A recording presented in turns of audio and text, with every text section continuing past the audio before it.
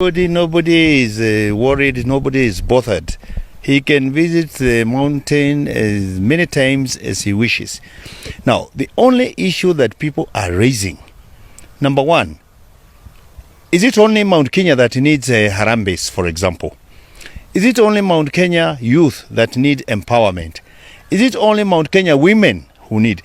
When did you last hear the deputy president going to Eldoret or to Nandi or to the Rift Valley to empower women or to deal with borders in his backyard?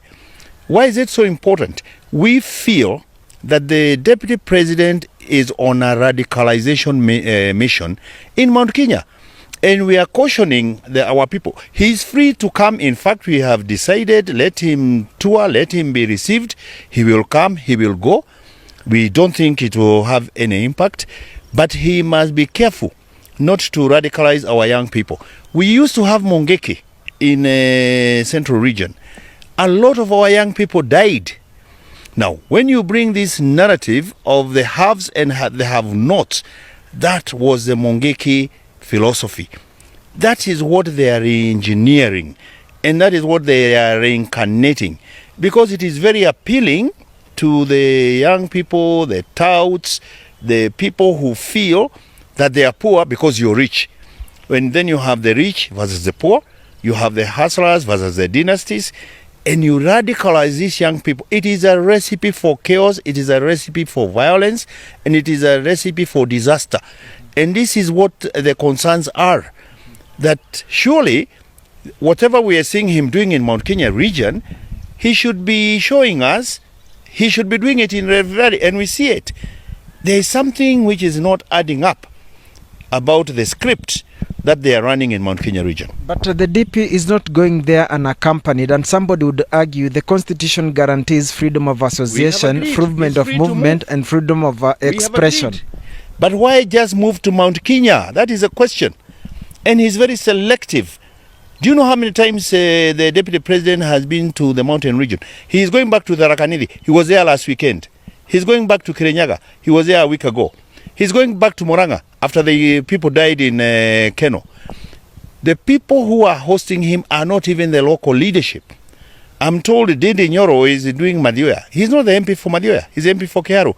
I'm told Alice Wahome is doing the Kangema one. She's not the local MP. We have Muturi Kegano.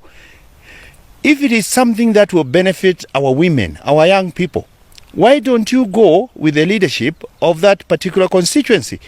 This is an agenda, a Tanga agenda, which is radicalizing our people. And we have to be very careful, and he has to be told.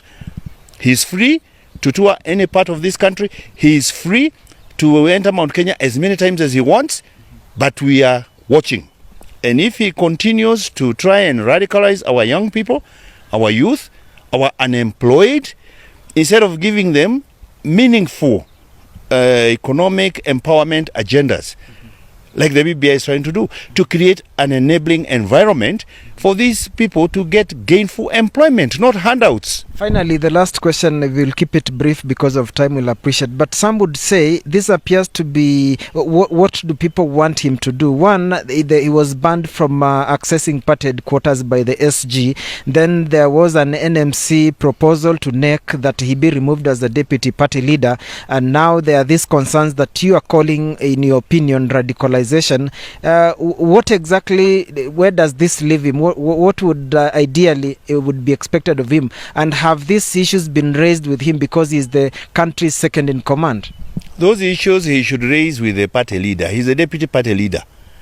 Administratively, the Secretary General is a head of the party at the party headquarters. The issues the Secretary General was raising was about the pronouncements which they had made about a so-called Jubilee Asili. And they had even a Jubilee Asili Center where they said they would be conducting their issues. We had an issue with the deputy president monopolizing Jubilee headquarters to conduct his personal campaigns. There will be people challenging the deputy president for the party ticket in 2022. Now, why would you want to give one person the advantage operating from the party headquarters to the exclusion of his other potential competitors. I think that is the issue that the Secretary General was addressing. Fair enough. We'll continue with that interview, Mr. My friend, people are missing the plot.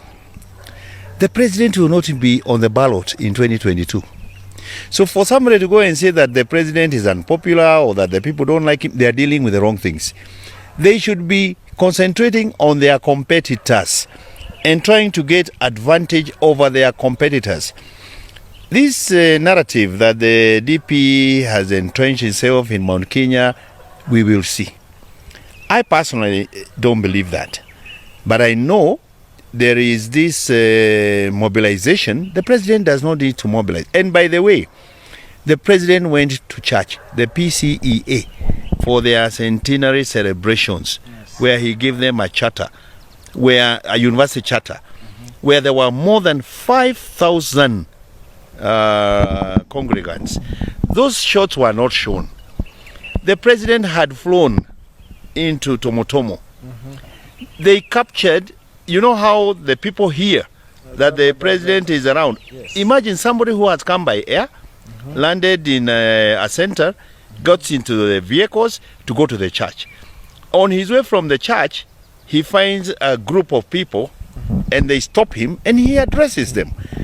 It's not like for lack of mobilization. If people wanted to mobilize, you could have seen the thousands and thousands of people who had attended the centenary celebrations of the PCEA. They were there, more than 5,000. And by the way, these roadside crowds, those are not voters. I know for a fact. These guys are choreographing small alleys in Embu, in Gikomba, to show it's a mass psychology thing. But when you go to the actual vote, Moi used to be received by hundreds and hundreds of people in Mount Kenya. When the votes were done, you know the result. And that will happen in 2022 to this caravan of the Tangatangas.